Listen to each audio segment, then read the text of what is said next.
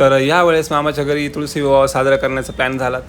तर आम्ही सर्व भावंडे आणि मावशी वगैरे सर्व मामाच्या घरी जमा झालो. सर्व तयारी करायला सुरुवात केली. मावशीने छान रांगोळी काढली आणि पाट सजवले नवरा नवरीसाठी.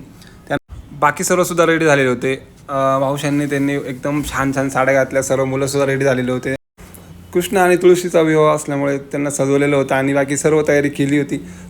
तर मेन मान असतो अक्षतांचा. तर आजीने अक्षता वाटल्या सर्वांना आणि मंगलाष्टक वगैरे चालू करून लग्न सोहळा चालू झाला.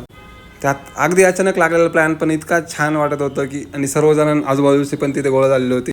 मुलाचे आणि मुलीचे मामा देखील त्यांच्या मागे अक्षता टाकत होते आणि फायनली लग्न सोहळा पार पडला. त्यात नवरा मुलीला माळ वगैरे घातली. त्यानंतर मावशींनी मामींनी त्यांनी सर्व पूजा वगैरे केली आणि नंतर एक 7 फेऱ्यांचा जे राऊंड असतो तो पूर्ण करून लग्न सोहळा पूर्ण संपन्न पार पाडला.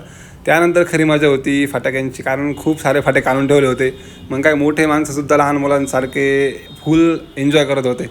नवीन नवीन प्रकारचे फटाके होते आणि पूर्ण फॅमिली एकत्र आल्यामुळे तो मुमेंट देखील एकदम छान झालेला होता. त्यानंतर आलेल्या वराडांनी गाण्याच्या ठेक्यावरती डान्स वगैरे करायला सुरुवात केली. प्रत्येकाच्या आवडीचे गाणं लागत होते, त्यामुळे डान्स करायला सुद्धा मजा येत होती. त्यात लहान मुले मोठे माणसं सर्वांनी आपली कला दाखवायला सुरुवात केली.